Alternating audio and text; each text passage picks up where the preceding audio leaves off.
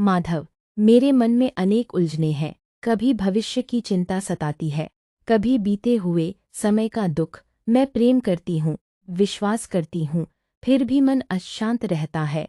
मुझे समझ नहीं आता कि मैं किस दिशा में चलूं। बताइए प्रभु, मेरे मन को शांति कैसे मिले। सखी, मन की उलझनें उस बादल के समान हैं जो कुछ समय के लिए सूर्य को ढक लेते हैं, परंतु क्या बादलों के आने से सूर्य का प्रकाश समाप्त हो जाता है? नहीं। उसी प्रकार तुम्हारे भीतर आत्मा का प्रकाश सदैव विद्यमान है, केवल चिंताओं के बादल उसे ढक लेते हैं। माधव, मैं इन चिंताओं को कैसे दूर करूं? वे बार बार मेरे पास लौट आती हैं। सखी, मन का स्वभाव ही चंचल है। गीता में मैंने अर्जुन से कहा था कि मन को अभ्यास और वैराग्य से वश में किया जा सकता है। जब मन बार बार चिंता की ओर जाए, उसे प्रेमपूर्वक अपने कर्म और मेरे स्मरण की ओर ले आओ। तुम उस बात के लिए दुखी होती हो जो तुम्हारे नियंत्रण में नहीं है। जो बीत गया वह लौटकर नहीं आएगा, जो आने वाला है वह अभी आया नहीं।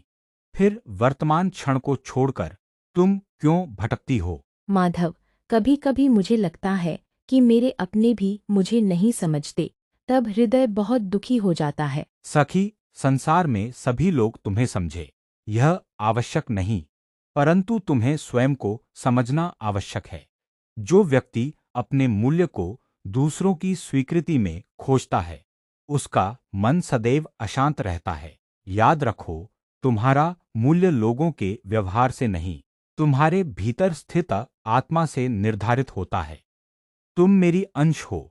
जब तुम यह जान जाओगी, तब किसी की उपेक्षा तुम्हारे हृदय को तोड़ नहीं पाएगी। माधव, फिर सच्ची शांति कहाँ मिलेगी? सखी, शांति बाहर नहीं, भीतर मिलती है। जब तुम फल की चिंता छोड़कर अपने कर्तव्य को प्रेम और समर्पण से करोगी, तब मन हल्का हो जाएगा। जब तुम तुलना छोड़ दोगी, तब संतोष मिलेगा।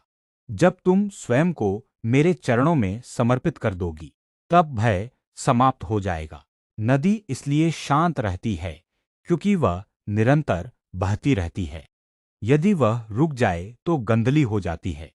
उसी प्रकार जीवन में कर्म करते रहो, पर मन को चिंता के दलदल में मत फंसने दो। माधव, अब मैं समझने लगी हूँ। मेरी उलझने परिस्थितियों से नहीं, मेरे दृष्टिकोण से उत्पन्न होती है। हाँ सखी, जब भी मन उलझे यह स्मरण करना, जो हुआ वह ईश्वर की इच्छा से हुआ। जो हो रहा है वह ईश्वर की कृपा से हो रहा है। जो होगा वह भी ईश्वर की योजना का भाग होगा। तुम विश्वास रखो, कर्म करती रहो और मेरे नाम का स्मरण करो।